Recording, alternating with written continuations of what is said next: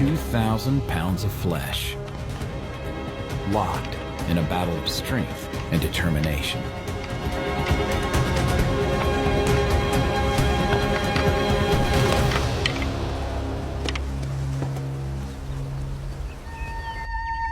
Dawn brings a new day to the park and fresh hope to the challengers.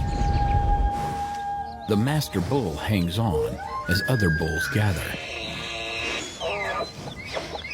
But this rival has sparked the interest of a female.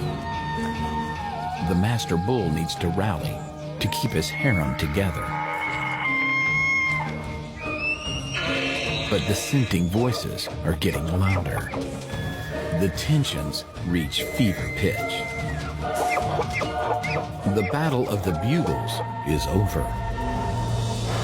The rut is on.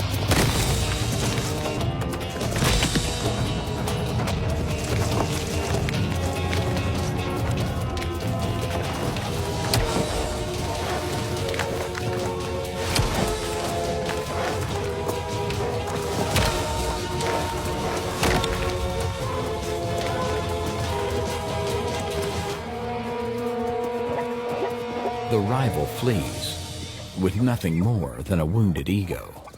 The winner takes the ultimate prize.